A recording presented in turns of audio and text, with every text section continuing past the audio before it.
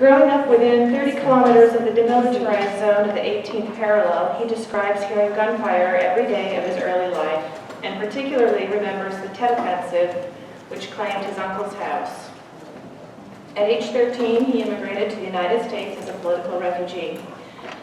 Nguyen-duy has received many awards and grants, including an Nboko New Works Photography Award, a professional development grant from the College Art Association, an American Photography Institute National Graduate Fellowship from New York City, a fellowship from the Oregon Arts Commission and the Ohio Arts Council in Columbus. He participated in an artist residency at Monet's Garden through the Lila Wallace Reader's Digest Arts et Journée Fellowship, and also at the Headlands Center for the Arts in Sausalito, California. He participated in Lightworks Artist in Residence program in 2004. His work has been exhibited at the Allen Memorial Art Museum in Oberlin, Ohio, PH Gallery in New York, Portland Institute of Contemporary Arts in Oregon, the Worcester Art Museum in Ohio, Spaces in Cleveland, Ohio, SF Cameraworks in San Francisco, California, the Bronx Museum in New York, and the Center for Exploratory and Perceptual Art in Buffalo, New York. He is an associate professor of photography at Berlind College in Ohio. Please join me in welcoming Pipo Nguyen-duy.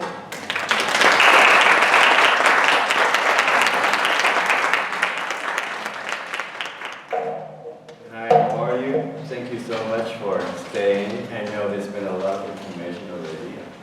I think I'm a professor, I'm a full professor for a while. But anyway, so there's a lot of issues here that I think Anne and Ben has talked a lot about. And these are issues that I'm really concerned with, such as home, the idea of memory, the idea of the war and how it has impacted my community and of myself, of course. And so I think Ben has really did a wonderful job of explaining a certain aspect of the backdrop of the war. Therefore, I don't think I'm going to go through that. But I guess I would like to talk to you more about my process and the kind of work that I'm doing right now.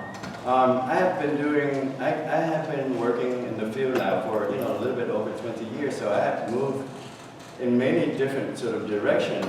I think my first 10 years I was doing this autobiographical sort of impulse work, where I was asking the question of who I was. Was I American, or was I Vietnamese, or was I both, or was I someone who's always going to be the one in between?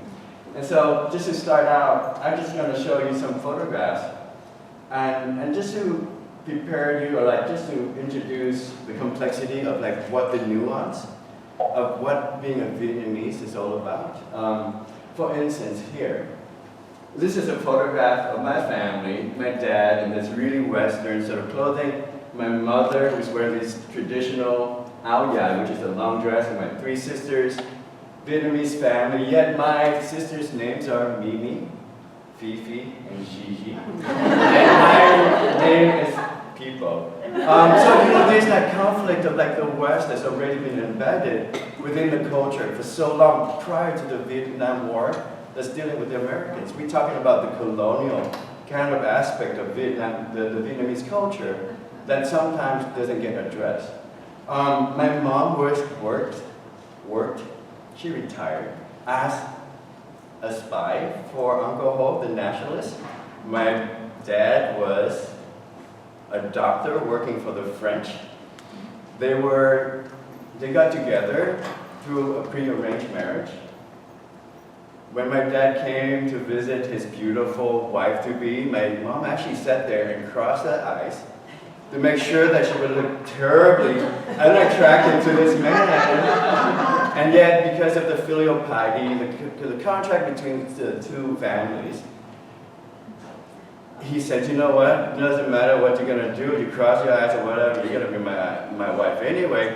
Except before their wedding, her cohorts kidnapped him, brought him out to the countryside so that they would just, they were getting ready to execute this man because he was a collaborator. So my mom went out and said, you know, I'm a spy, I'm a certified good spy because Uncle Ho knows me, so let my husband go. And so that's how they began. And I think the ideology never really sort of like matched, you know. And so that's the complexity, I guess, of my family. And maybe having 3 older sisters, I can show you some sort of like cross-dressing work that I did later. Maybe that's another influence of why I was doing what I was doing. And then, you know, of course, the history of Westerners, of the French in Vietnam, and how the sort of like representation of this power structure has always been represented through, you know, books and images that were reproduced. And of course, this image always, you know, played, you know, over and over in my mind in terms of like how my identity is usually being seen here. You know, that is, you know, this particular exhibition, even though it doesn't may not make direct representation to like the work, but I think throughout all of this work, I think there's that kind of reference that's made to the memory of it, you know, for the variety of artists that are here. And then this is, you know, I was 13 years old, coming here as a boat person. Oh no, not a boat person, just a fresh off the boat. You see the nuance. I mean, I flew over it. A lot of people expected that anyone who came here would be on a boat, except I flew here, you know, so it was relatively easier than what Vin has to go through, but we were like the first wave, and I landed in Guam, and from Guam I went to live in California. So for the first, like I said, you know, for the first 10, 12 years of my sort of like art career, there's a question about like who I was. Even though I was qualified to be an American citizen, I actually didn't take the American citizenship until much, much later on, until I was like 30-something. For me, the responsibility of taking on the nationality of this country would mean that I have to sever my past. And so all of these times I've been trying to get back to that landscape. There's something so familiar, so beautiful about stepping into this air that's permeated with this just full of water, you know, so humid, so hot, the way that people are sweating and the way that people are so gracious with their body. So all of my attempts to get to Vietnam was impossible because I didn't have a passport.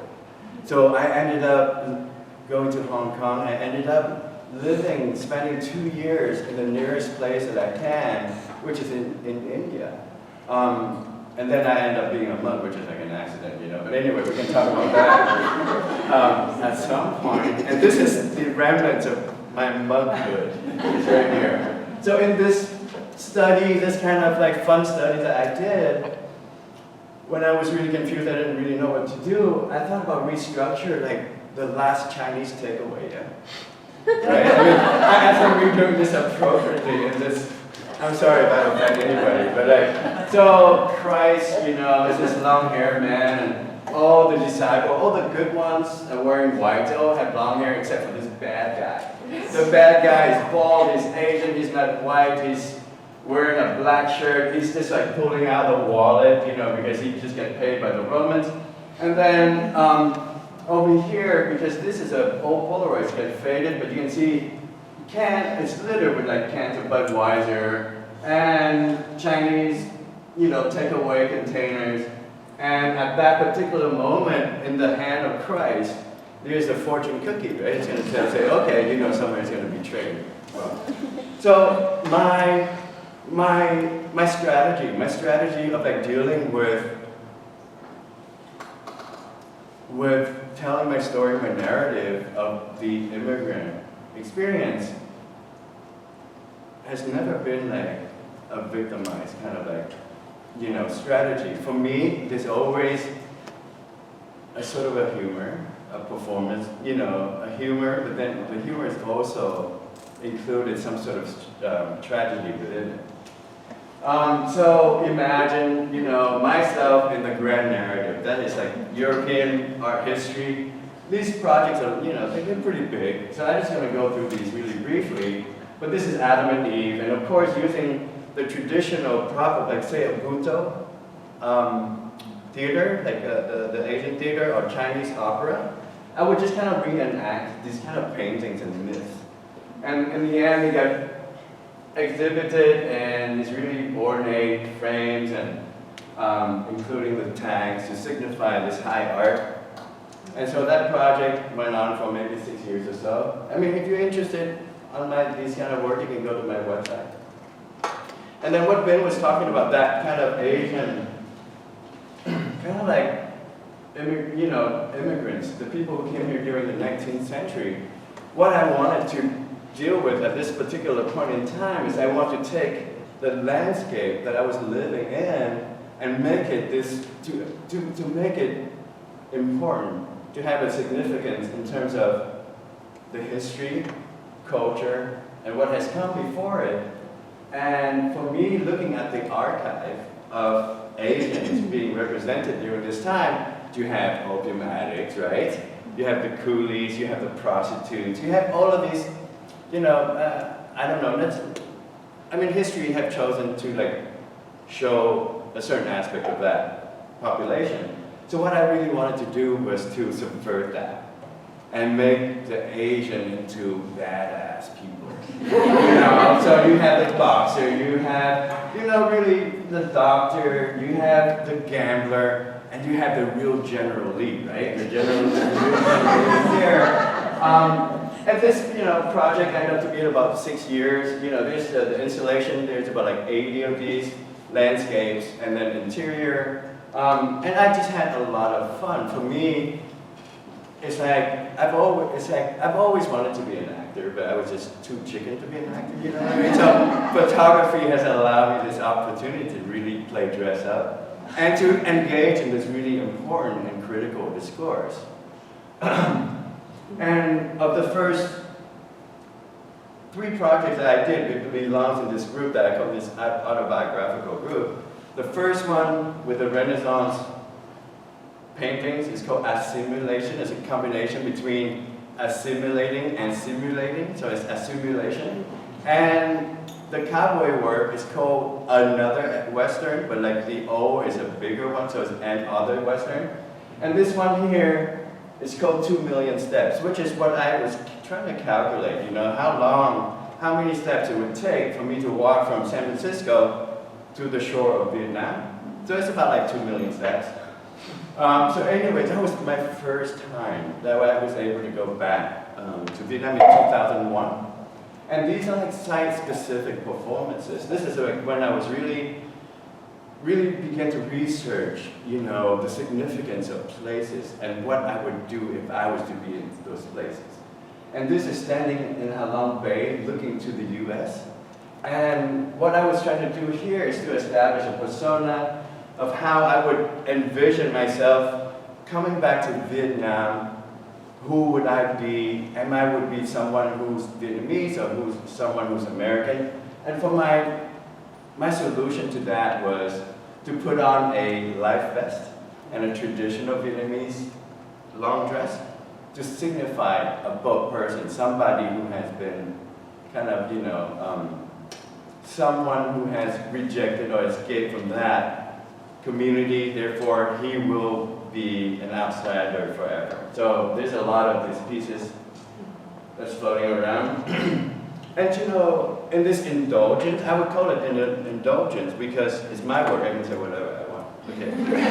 Okay. Indulgence of dressing up and talking about me, in my own sort of experience about trying to be American, thinking about, whether or not I would be here, living in a liminality or being an Eastern, coming from an Eastern sort of origin, or am I Western? And now, that sort of dialogue sort of gets shut down really when I experienced September, this particular event. And I remember that day I was teaching. And my children, they were living in Oregon at the time. I was teaching in Ohio. And I thought, oh my God, this day, it's going to change my children's perspective on what this landscape is all about.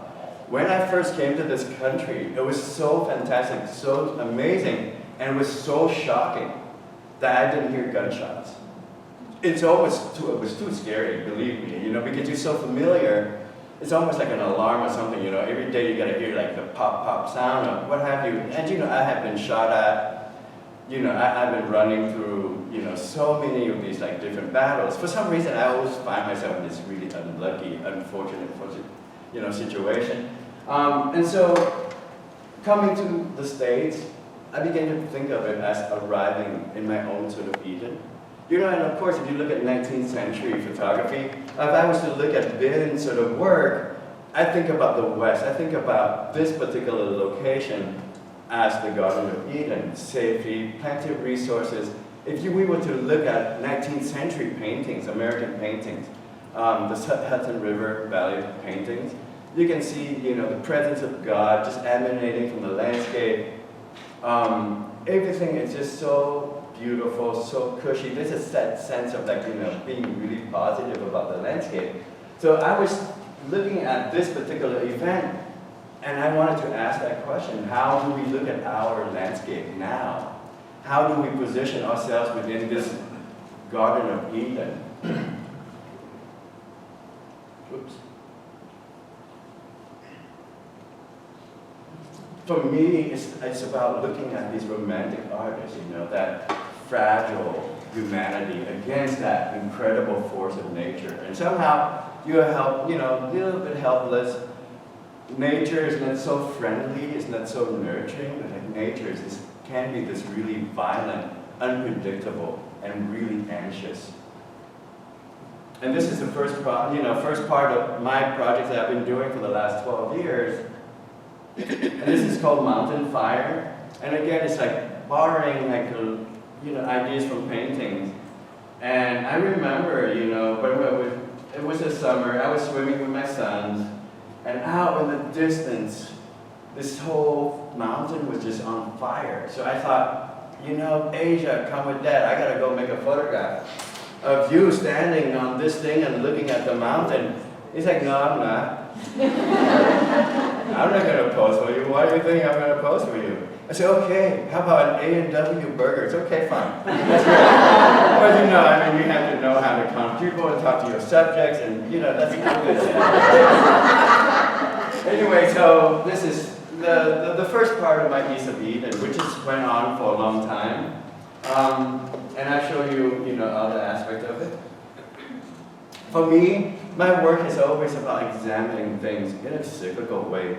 How things are born, die, rebirth.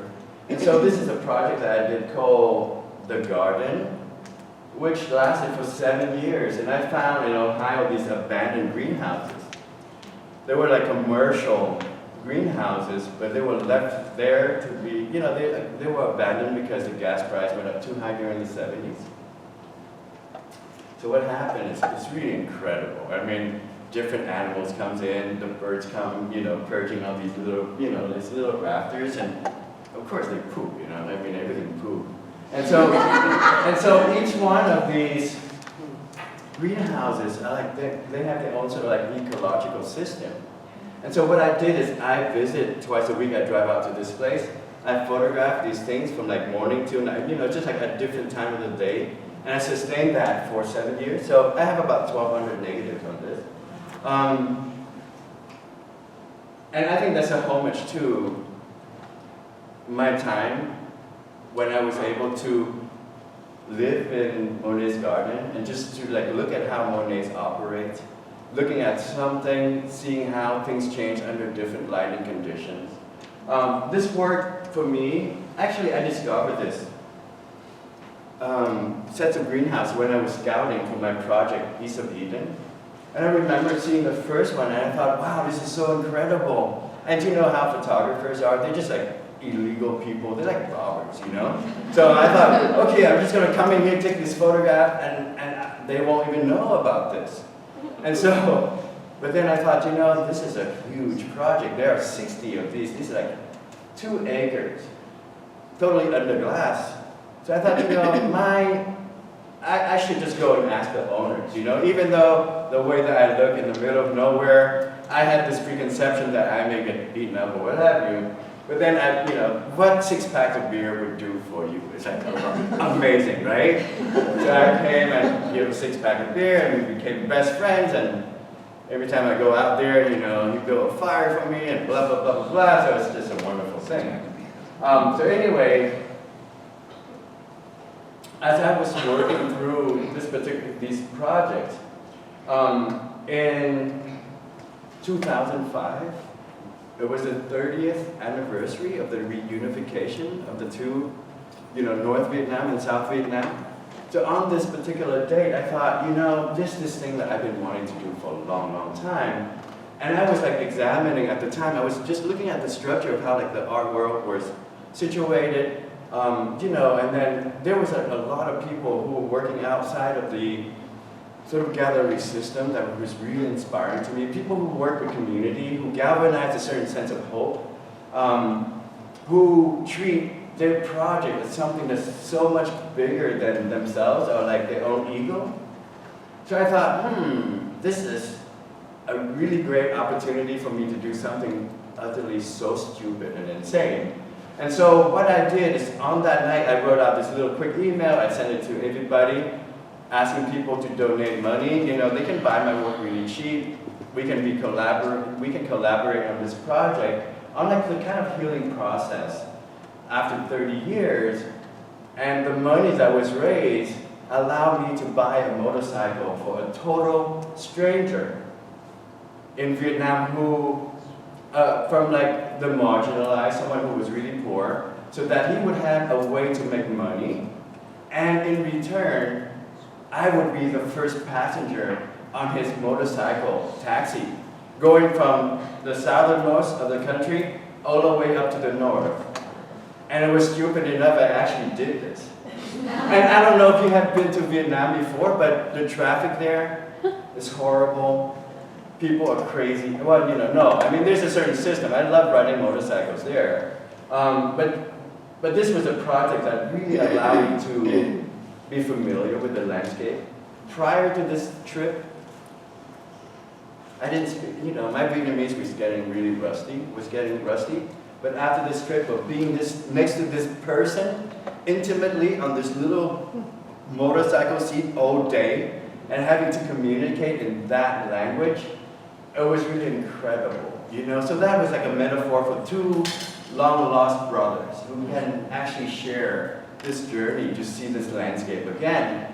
And what was it? So basically, it was a collaboration with a whole sense of community, and believe it or not, I was supported by a lot of veterans were supporting this project. And then, you know, there was like this singer who used to entertain the troops, also became involved with this particular project.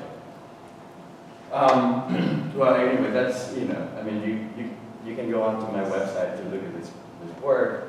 But what I was really wanted to say is, you know, I wanted to talk to you on the third leg or the third chapter of my East of Eden project, which is what you have seen here. And unfortunately, when, you know, when I was talking to Martha about what can be shown, during that particular process, I don't think I was very clear about what this direction is going to bring for me. And so I'm going to show you a lot of the work, well, all of the work that's not being seen here, and what to show you maybe, or maybe to ask you for suggestion of how I should be editing this particular project. And for me, you know, I do photography, first of all, because photography is so democratic. I can't draw, I try, I can't paint, I try, I can't sculpt. But what it allows me to do is to learn that particular language really quickly, you know, after 10,000 hours. You guys don't know that, but anyway. It gives me a critical context to examine my sort of experience and to like examine like the world that's happening around me. And so this is, you know, the kind of contact sheets that I was making after that project called The Motorcycle for B. It's like a feel-good project, but it's really problematic. Let's just talk about the problem, you know? I mean, out of all of these like really marginalized people who are really poor in Vietnam, why would I just pick this one person? It's like, what happened to the rest? And at the time too, you know, I really want to do good, you know? I want to be a good person. I always promise, you know, one day if I make some money, I'm going to start like, put away some money and like do good deeds and like support people who are like less fortunate than myself. But you know, the project was really incredible to me because here's this man who was unemployed. He was a cyclo-rider. And then, you know, after this project, he has this thing. He was able to like raise money so that his wife can have a coffee shop. I wanted to help. And I want to give my money away, but it was just really incredible to see how this one specific incident changed that one specific person's life, and which is really incredible. You know, and of course, I mean, we became friends. You know, I know his family really well. I mean, it's, you know, that's one thing about, I think, my projects too, is that I establish this really long sort of like term relationship with people. Oh man, I would love a glass of water.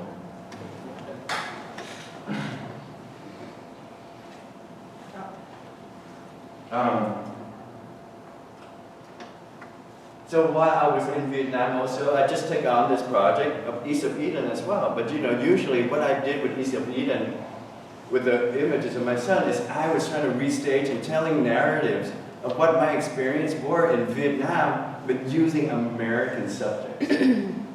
Just so that experience can be communicated to a language where people can understand. And I think I was just really moving away from that kind of didactic, you know, the work that I was doing about like the immigration experience and, you know, the autobiographical thing was like really didactic. It's either you get what I'm trying to say, thank you so much, or you don't, you know. And so I want my work to be a little bit more universal. I want the meaning to be a little bit more ambiguous. And I want the narrative to be interpreted in many ways, depends on your own experience. And it doesn't have to be a set sort of answer that I want you to have. But it's about like, you know, I'm more interested in like the question, the process, and all that. This is remembrance, where from East of Eden, where I just use the people who live in this landscape. And the landscape like been explained and so gracefully, so beautifully, and so poetically. I was really interested in the scar landscape and how that has been regenerated and regrown. So, you know, there's these bomb craters, but like now they become duck ponds, you know? And that's what I'm really interested in, because for me, looking at, it's very easy for me. I'm a really depressing person, you know? So all the work that I do, there's always a hint of violence, or something's wrong is about to happen. I mean, you know, these guys over here, they look like a pile of dead kids, you know? Or they could be sleeping or something. But there's always that kind of like reference to like violence and, you know, strange things. And so I want to work with people who share my same experience, who share my same kind of history, my same language, and kind of like restage them and ask these kind of questions about how their life has been regenerated along with this landscape that's been, you know, been 30 years in the making, you know? This is called Lotus Pond. And you know, for me, my background, my research, I don't have an original idea. I don't. I mean, it's terrible. I mean, I hate to admit it to you.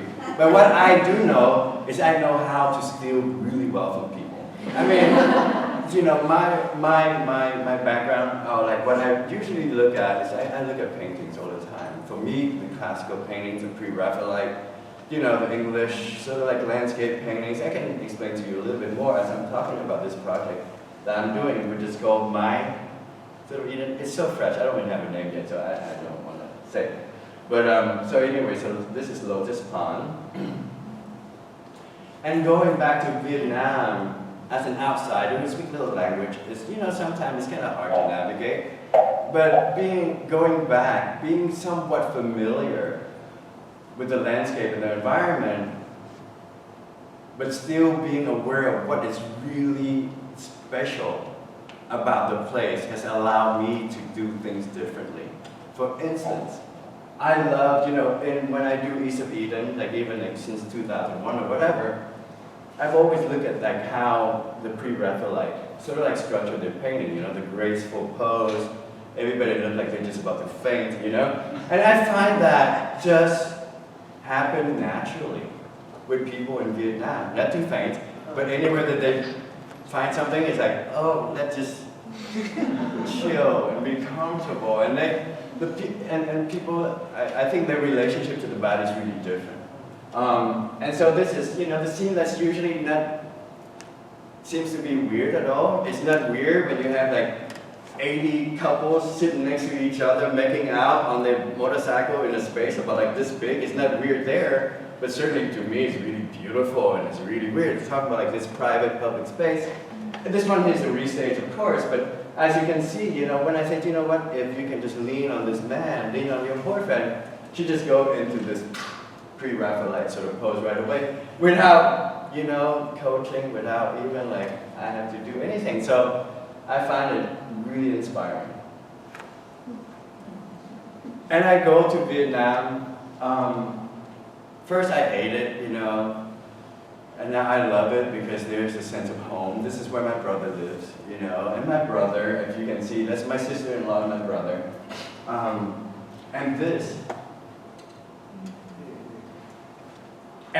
is the coolest part, you know, that's the Honda 67. I don't know if you guys know, it's awesome. And it's been modified so that he can ride with just his left hand.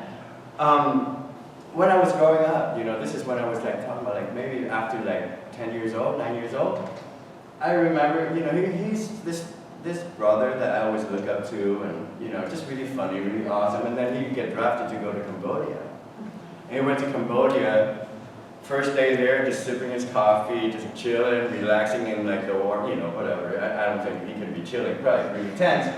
But, you know, so a bomb exploded right next to him, you know, a rocket got fired, exploded right next to him, and he was telling me the stories. I'm like, do you know what, man, I was so pissed. I was holding on to my arm, I lost my missing arm, and I'm hanging on to like the helicopter that tried to like lift me up from the battle. I was like, wow, really? That's so crazy. You know, it's like, this is a kind of story that kind of like stayed with me. And then that missing arm of his has become like this haunting image on my mind forever. So I came back, and this is part of like East of Eden #2. This is like the second chapter. And again, it's a large project, it's not a small project. So, you know, I just want to show you a few of these images, but I really want to document. And kind of like staging, document, you know, I don't know how to distinguish them. About like these people with, they sort of like marking. They sort of like scar and marking of like this war and how they where they find themselves in this new landscape. And to me, you know, these people have so much pride. My brother is the most awesome person. He would never talk about, you know, how terrible it is for him to lose an arm. I mean, just because life is hard there, people have to struggle, things have to go on. And so I photographed these, you know, these amputees, and I want to document them before they all passed away. I mean, I have known like a few of my subjects who already have passed away, because as you know, I don't know if you know, but there's no system, there's no welfare system, there's no social sort of like support system for these people. Therefore, they have to fend for themselves. And to do this body of work is actually extremely illegal. If the government, you know, find out that I do this work, I wouldn't be able to like go back to the country, you know. And so a lot of time what I do, I remember a lot of these work can be done within like maybe split seconds, right? Because if I was to stage this in the city, first thing you're gonna see is like undercover agents gonna be like right on me. So oftentimes I ride my motorcycle around the country. But nowadays, I figured out it's like most of them are like in Saigon now. But I would ride around the countryside trying to find people. Once I find people, then I would find a location to like kind of transport these people there. And with this particular project, I was so fortunate to receive the Guggenheim Fellowship to sort of continue to do this particular project. And I don't know about you, but it's really depressing doing this kind of project, you know? I use a 4x5 camera, and you have to look at things under the loop, right? So imagine looking at these scars, I mean, I'll show you some images. It's a little bit, really visceral. I remember the first time photographing a wound of this man under this 4x5. I just couldn't, it's really difficult. But then I thought, that's my responsibility. I know this work, you have to be crazy to like collect this work and hang it in your living room. It makes no sense. Actually, some people do, and I don't understand it. But anyway, but I felt like that was my obligation. That was my obligation to my past, obligation to my brother.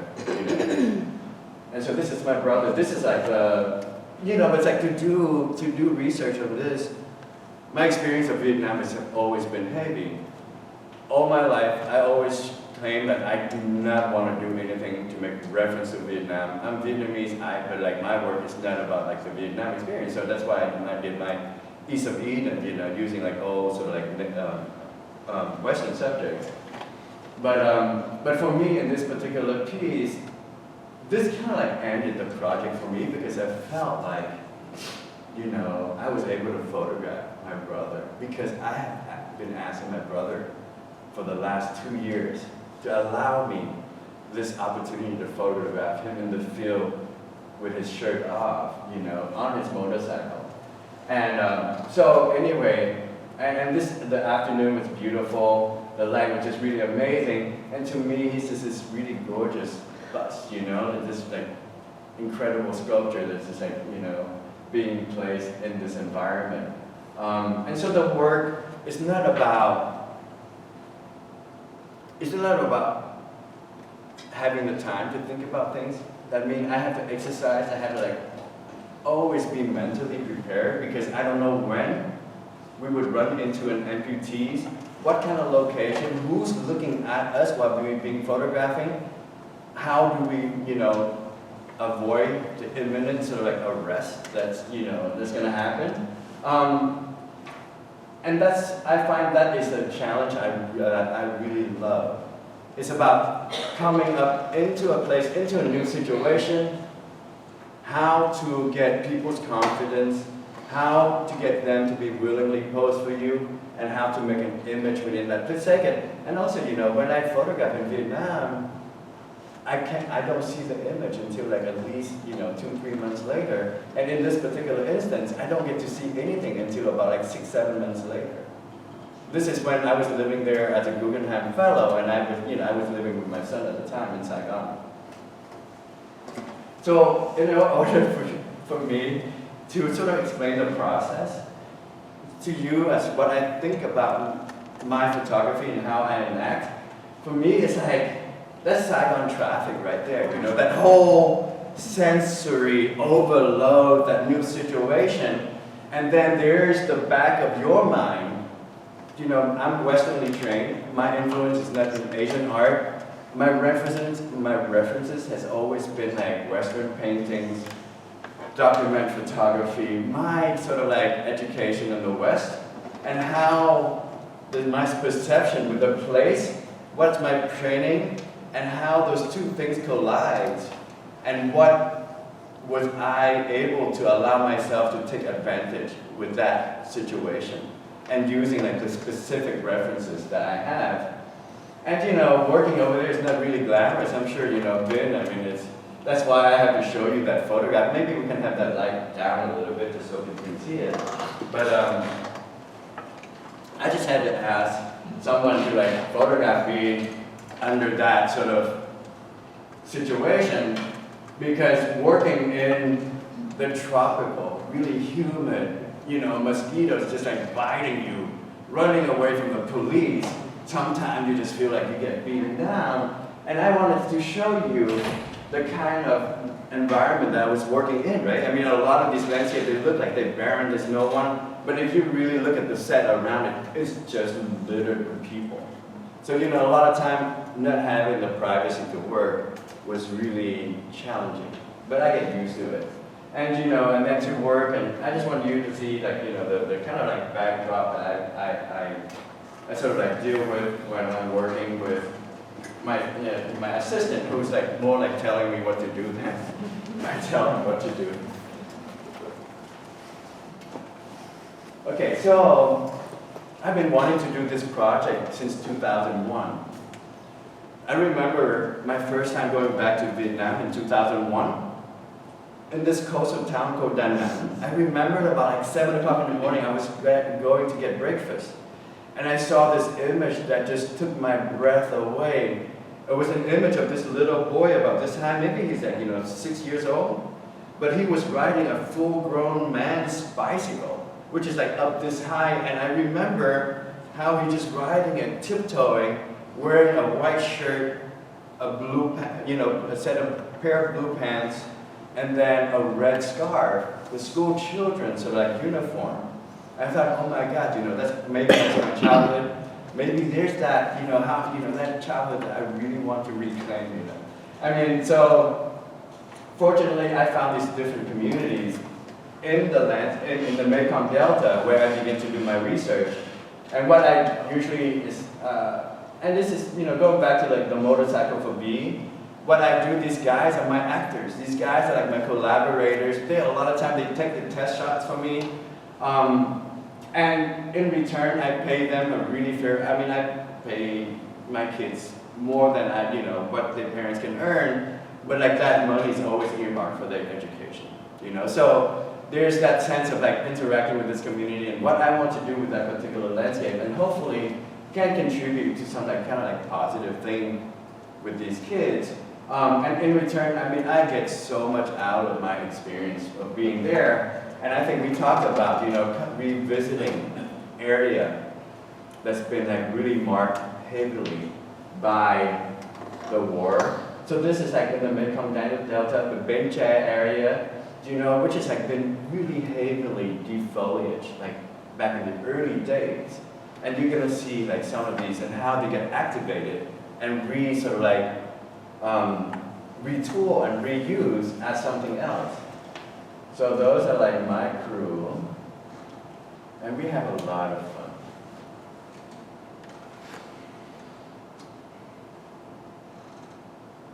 And this is my, I'm not going to show it, this is like my zombie photograph, by the way. And this is my son when he was living there during it was just like last year. And then that's our process of riding down to the Mekong Delta to do work. Initially, I know, I'm sorry, okay? Because this is just kind of too easy in some ways for me. Initially, I was going to restage all of these like war photographs. And it's very natural to me because I feel like I want to own these images. I don't want the kind of images that were like out there made by like Western photographers about my experience. I want to really reclaim it, I want to relive it. I want to tell you straight like my own experience. And that's not your experience to like talk about. And so, just taking those really iconic images and restaging them, some kind of symbolic, and then, this kind of images, just portraits in the landscape, and then that's inspired by the 3rd of May by Goya. I was just having, it was intense. And also, it was extremely illegal for me to do this because the government will talk about like,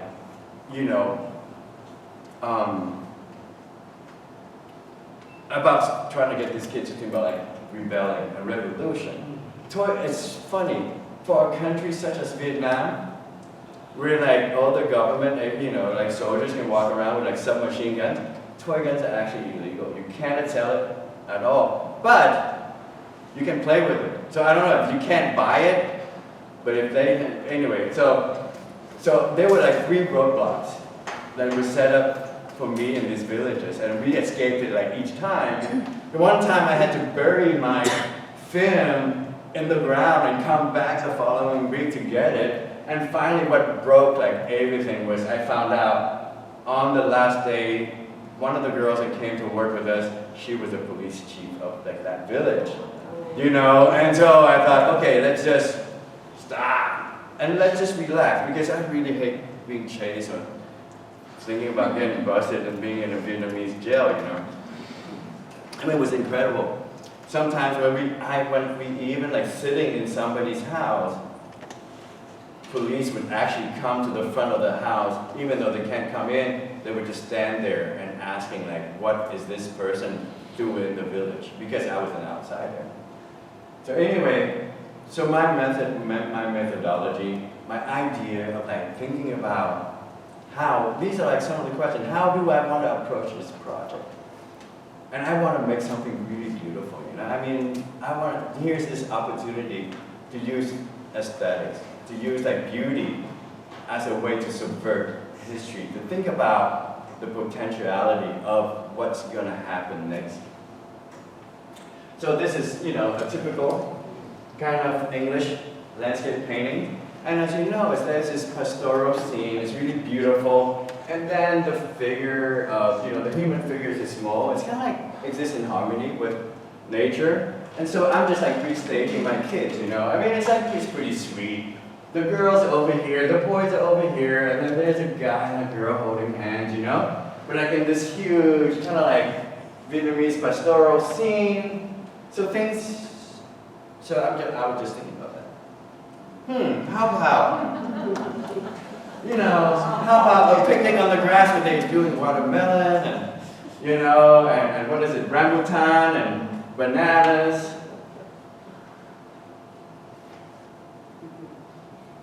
So as you can see, I mean, this is like always like my frame of reference. It's like the kind of questions that I ask all the time. It's like, you know, if I see something, how do I structure this? You know, even though this is Vietnamese, are we talking about authenticity? Are we talking about a sense of reference?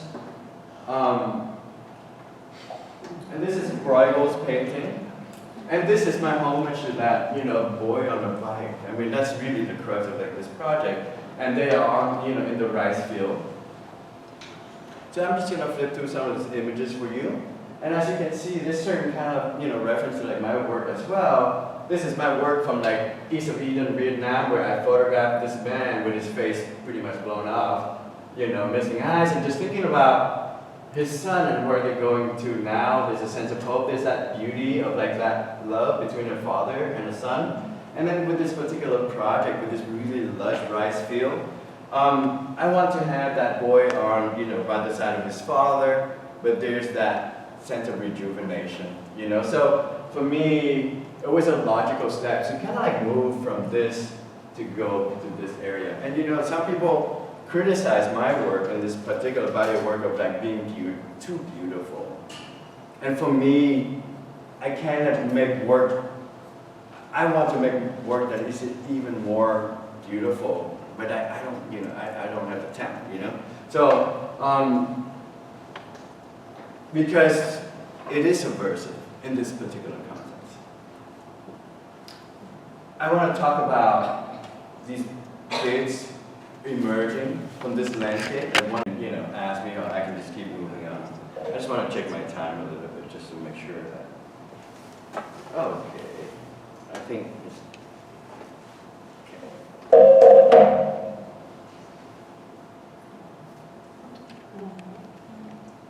do you know, after making like scary photographs for a long time, making this kind of work is really hard. You know, for me, I find it really difficult. You know, how to make something that is cliche, or to almost like that cliche point, and how, you know, how do you know when to control and when to pull back, and how much to push forward. And then having that moment and having the lack of time. And for me, I work on my photograph as if like I work on a painting, really. I prefer to be able to go back and do many drafts. I mean, there's, in some of the East of Eden work that I do, there's stuff that it takes me 3 years before I can actually find something that I really like, and then call it my final thing. So being on my feet, making the decision, that's what I was talking about, you know, just like my pathology, how, you know, the kind of craziness, my obsession, and my sense of reference, and like how I see this landscape and how that sort of like collided to kind of give the results like this. Ah, I love this boy. taking, the owner, taking ownership of that landscape, but then, making reference to Botero.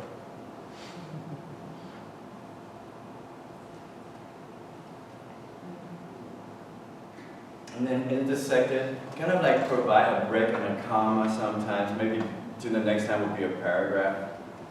So this, it's so funny, so when I received my Guggenheim last year, or maybe 2 years ago, I went back to Vietnam and lived there with my oldest son. His name is Asian. So of course, the second one, who's younger, was really jealous, didn't like that. So this last summer, I came back again with my second son and continued working on this project. And this kind of project is coming from like just fresh. I still have about, there's a bunch of film that I still haven't developed yet. And then as you can see, I just want to show you this image of like the first version of like a couple standing. And you can see, the couple, it's kind of like love in the time of war, you know what I'm saying? It's like, okay, they're holding hands, but on like this side they hang these guns, whereas like this project I'm going back and just reshooting that and just having these kids, this couple walking home, through the rice paddies. I mean, the screen is a little bit more different than, what you're seeing. But again, it's like having these children just standing in this overgrown, really lush, very east of Eden, very Eden-like landscape, and yet we know that this has been ravaged. Olivia, of course, I have to do it, and she's just amazing. She's one of my favorite. And that's a bomb crater, by the way. It used to be a bomb crater. Now it's a duck pond. This is called Couple from the duck pond. And you don't know, it's hard to like chase those ducks back and forth. You think that's really easy to like control where these ducks go?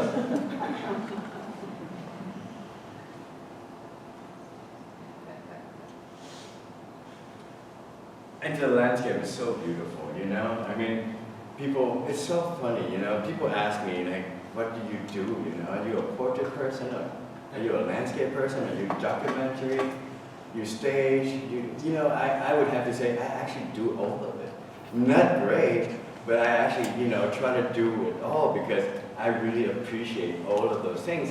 And for me, I think I like the way that, how Anne was talking about, when we talk about war, this can be broken up into many chapters in many different perspectives. And the way that I approach my work is never about didactic, never come to like a very specific conclusion, but I like to approach it from many different viewpoints. We have to give animals a place, plus the audience like animals, especially dogs, yes. Okay, I'm just gonna flip through a few.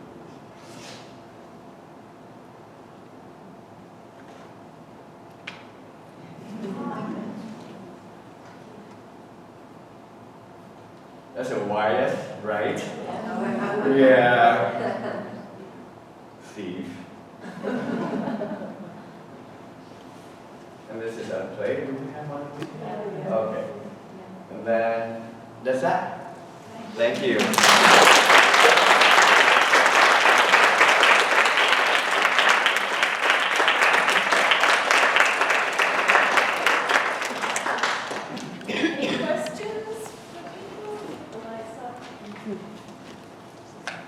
Yes. Why are the laws so strict in that place? Is there a reason for that? It seems like everything you do is legal or what have you. I'm sorry?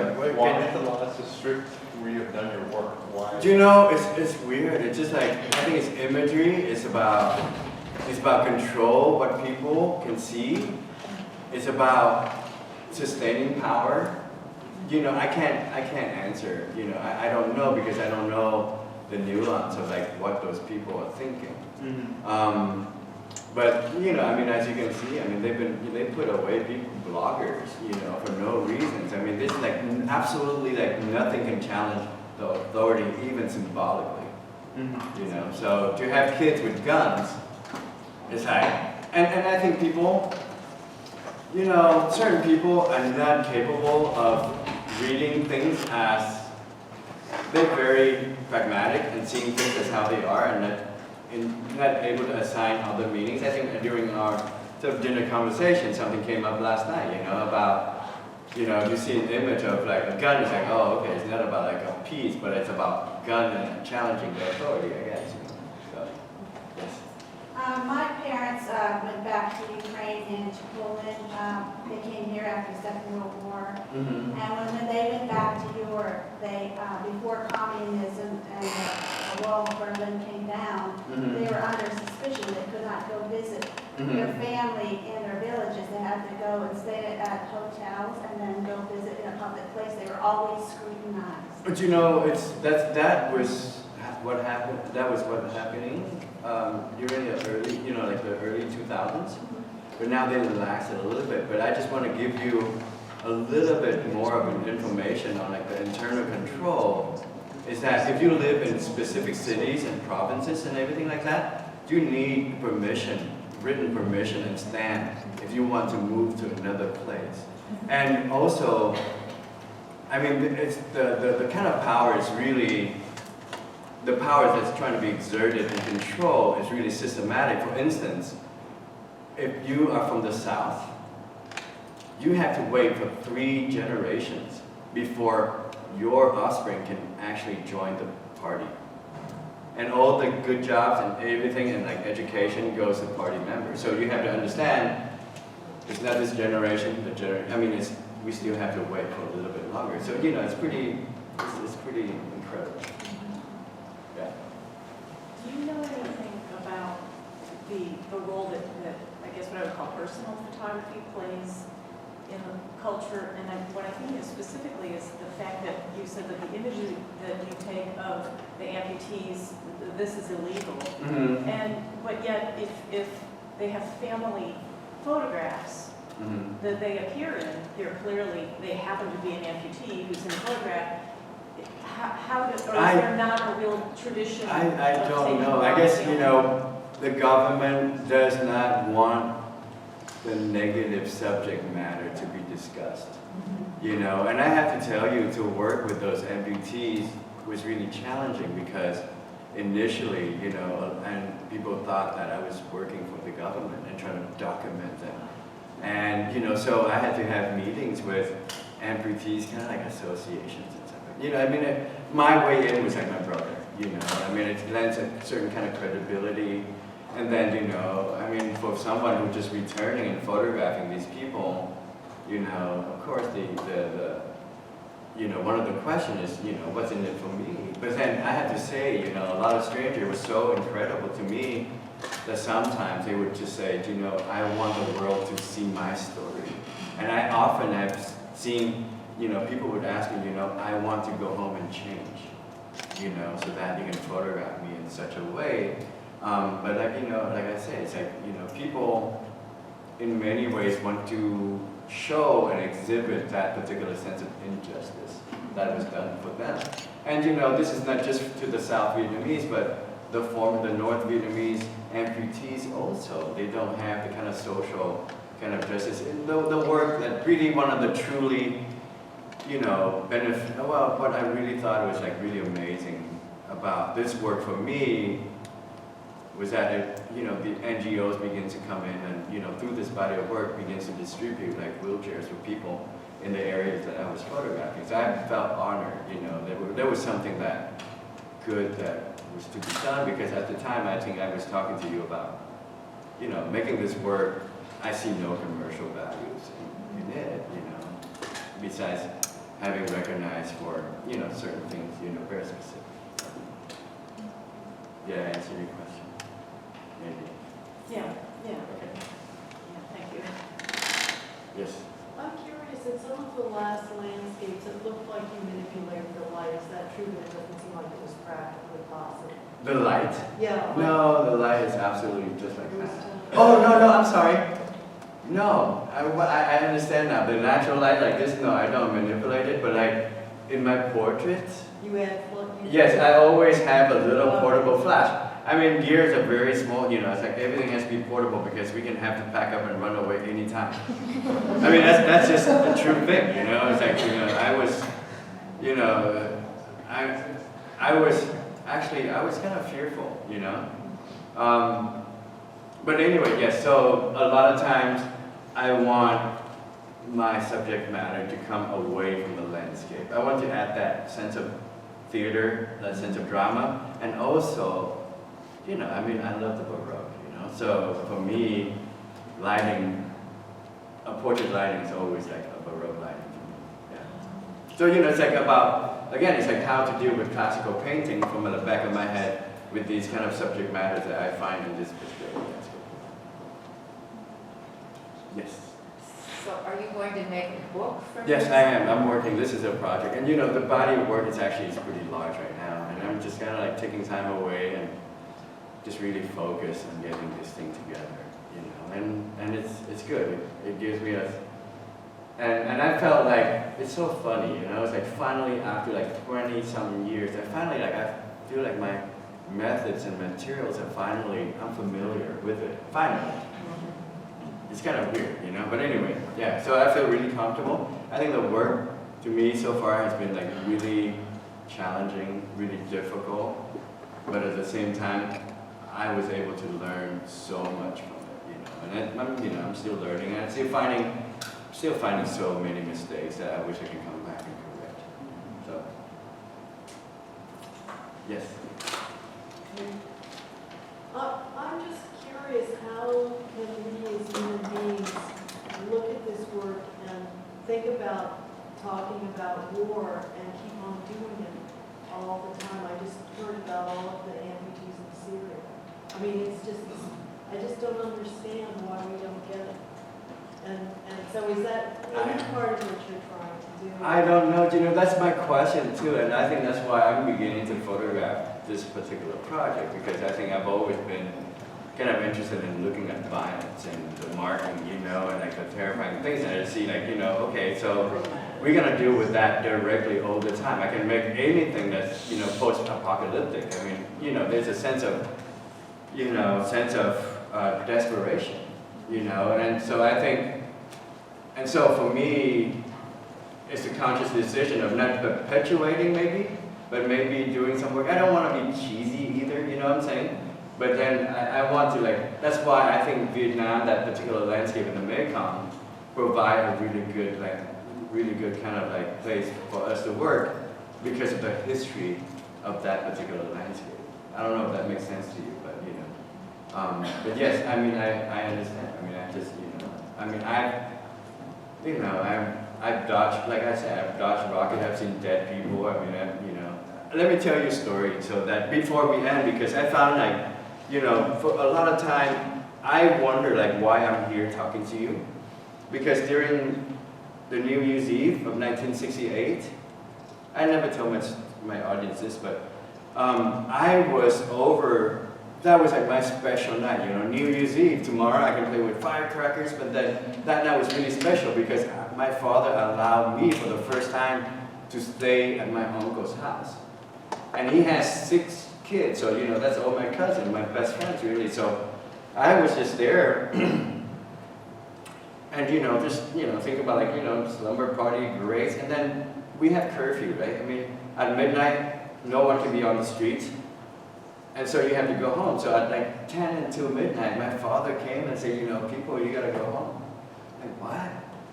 Like, your nanny wants you to be home. And I was really upset. I mean, I was praying as my dad, riding his motorcycle for me to be home. And I came home and, you know, the next day, the bomb fell onto my family, you know, my uncle's home. You know, that being all of, you know, my whole uncle's family, like, you know, auntie and my 6 cousins. You know, pass away in that particular moment. So that particular moment has really, and kind of like, been just brittle. You know, why? And what are my responsibilities for that particular experience in a particular community? So anyway, so, you know, it's hard. And, you know, you ask me, like, how do you see all of these things all the time. Yes, I experience it, I do it, I see it, and I do the same thing for what point do we do it. So, yeah. And I think that you're fulfilling your destiny of telling the story that because I remember writing to refugees in Vietnam when I was in high school at the time. And this just shows me the other side of humanity, that even though our governments might be fighting with each other and sending armies of people to fight the war, we're all victims Well, of the government. and you know what's really interesting too for me, like people think, oh God, you grew up in the war. Yeah, I grew up in the war. What about it? Because during the war, when things like this do, like, people are shooting and people are dying, actually, I still go get haircuts. My brothers still go on dates with like beautiful women. You still, humanity is still marching along, it's still always marching along. And I find that to be the really beautiful, aspect of, I think, like the kind of research that we do. Yes? Two of the legacies of war, one are individual responses to that very unpredictableness that you talked about with your uncle. And people, the legacy of responding to that is very different, individual to individual, but it's a powerful legacy. And it's one that affects soldiers in terms of they're walking along the road, the guy on either side of them is killed, and they forever have to live with, why did I survive and they didn't, and some, are haunted by it, others are not, but that unpredictableness of war is one of the big legacies. And then the other, the arbitrariness of the economic impact of war is a huge legacy. Whose house is destroyed, who's not, whose farm is destroyed, who's not, who makes money in the war, in the black market or in armaments or whatever, and who doesn't. And that's another powerful legacy, and people trying to figure out how they can make money or not. And when you're talking about the local governments, I was talking to a photojournalist the other day, in Iraq now, it's very difficult for photographers to photograph in Iraq because every town they pass through wants them to pay a toll. So they're not dealing with the federal government anymore. They're dealing with each individual local community, and if they want to stop and photograph in that town, then there's more money involved. Right. Which change? And it's people's need to position themselves and to cope, and the different mechanisms of that arbitrariness of war, has a force and a recourse that is profound and goes generations.